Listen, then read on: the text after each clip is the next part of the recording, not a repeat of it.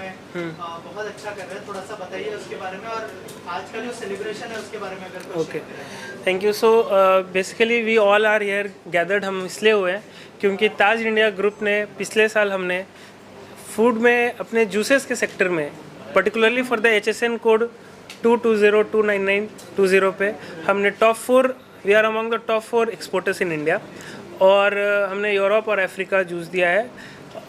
Next अगर हम अपने प्रोडक्ट कैटेगरी के बारे में बात करें तो 5 कैटेगरीज में हमारे पास 300+ प्रोडक्ट्स हैं, स्केलिंग फ्रॉम स्पाइसेस टू नमकीन, बेकरी प्रोडक्ट्स, बेवरेजेस। सो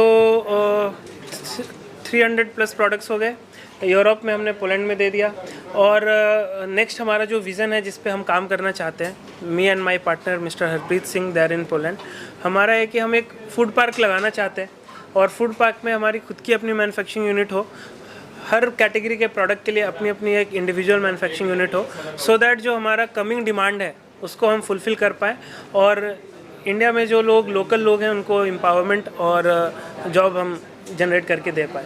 ये हमारा विज़न है, Indian authenticity but connecting global, this is what we are aiming for, और हम उस तरफ ही बढ़ना चाहते हैं। और क्या यूएसपी है आपके प्रोडक्ट्स की, उसके बारे में भी कुछ कैसे ये अलग करते हैं सारे? हमारे सारे प्रोडक्ट्स जो हैं वो यूरोपियन बेस्ड स्टैंडर्ड पे बने हुए हैं, बिकॉज हमने पहला अपना जो बिज़नेस स्टार्ट किया वो यूरोप के लिए करा, तो यूरोपियन स्टैंडर्ड के बेंचमार्क पे बना हुआ है। तो जो भी फूड के क्लासेस हैं, प्रिजर्वेटिव्स के क्लासेस जो हम भी यूज़ करते हैं वो उनके गाइडलाइंस के हिसाब से है, और जो यूरोपियन स्टैंडर्ड है वो उच्चतम दर्जे का उनका स्टैंडर्ड बना हुआ है। तो बाय डिफ़ॉल्ट ही हमारा जो प्रोडक्ट का स्टैंडर्ड क्वालिटी होता है वो अपग्रेड हो जाता है। प्लस हम जो भी प्रोडक्ट्स यूज़ करते हैं वो जेन्युइनली इंडिया में ही जो सोर्स किए हुए प्रोडक्ट्स हैं, हम बाहर से कोई प्रोडक्ट लेते नहीं हैं और उसको ही यूज़ करते हैं और उससे हम अपना प्रोडक्ट बनाते हैं। प्रोडक्ट की क्वालिटी ये बोले तो जूस के बारे में अगर मैं बोलूँ तो हमारा पल्प बेस्ड जूसेस है, वी डोंट यूज़ कॉन्सनट्रेट्स, हम कॉन्सनट्रेट्स यूज़ नहीं करते।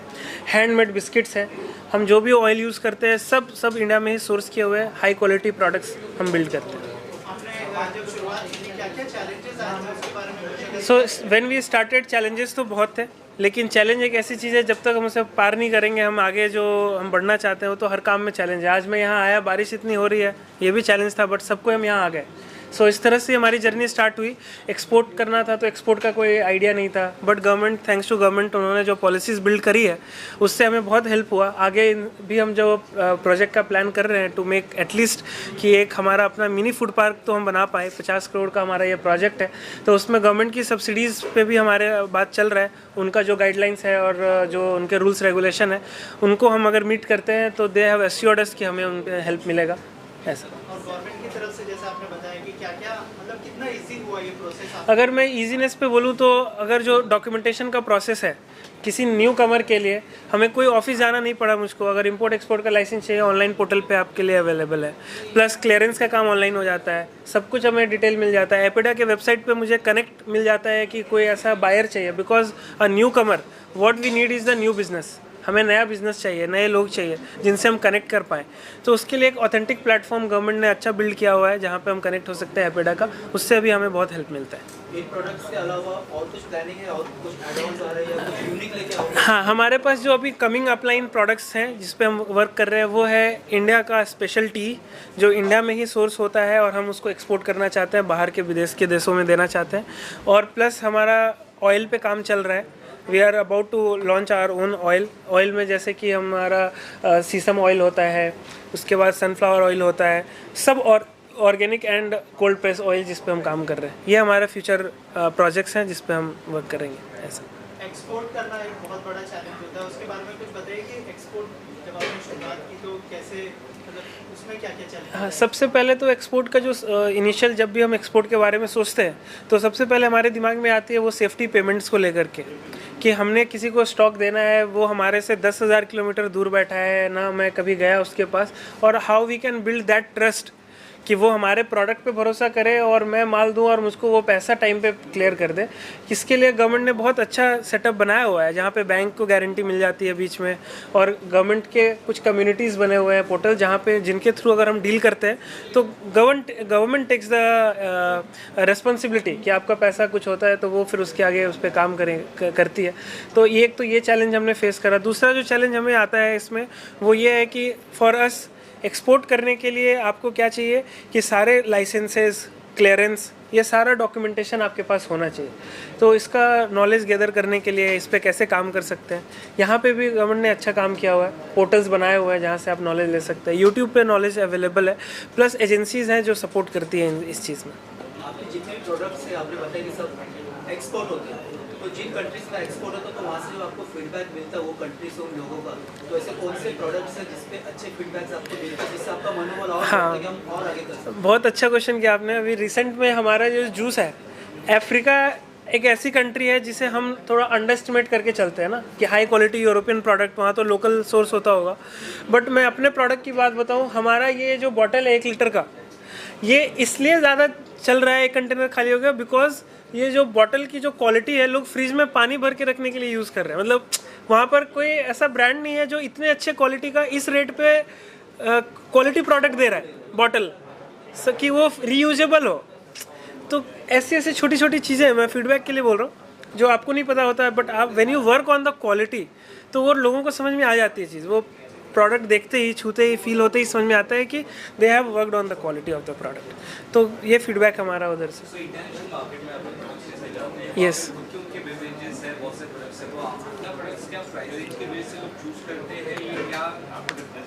Reason, right. हाँ, ओके।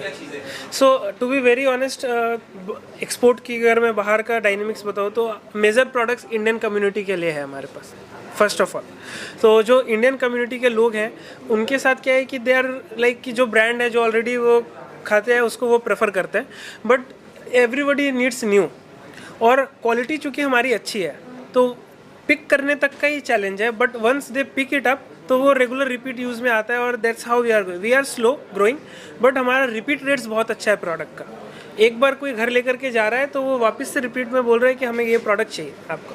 सो इसलिए हमारा रिपीट कंटेनर्स के ऑर्डर्स हैं। तो जिस कंट्री को भी हमने पकड़ा, so we are not like कि we have multiple countries that we are working, but जिस कंट्री में भी मैं काम कर रहा हूँ हमारा मंथ का 2 से 4 कंटेनर का ऑर्डर्स वहाँ से निकल रहा है। So this is the repeatability that we are getting. ये अच्छी बात है हमारे प्रोडक्ट की। हाँ, इम्पैक्ट तो है, बट जो सैंक्शंस एंड टैरिफ जो आप बता रहे हैं उस कंट्री में अभी तक हमने ऐसा दिया नहीं है। यूरोप के साथ थैंक गॉड अभी अच्छा हमारा रिलेशन सब चल रहा है, कोई प्रॉब्लम नहीं है। अफ्रीका भी कोई प्रॉब्लम नहीं है। हाँ, बट वॉर की वजह से बीच बीच में डॉलर के प्राइसेस अप हो जाते हैं। अभी हमारा जो फ्रेट चार्जेस है वो बढ़ जाता है। अभी मेरे पार्टी ये बोलता है कि आपके $15,000 का जूस के लिए $4,000 मैंने पे किया सिर्फ ट्रांसपोर्टेशन।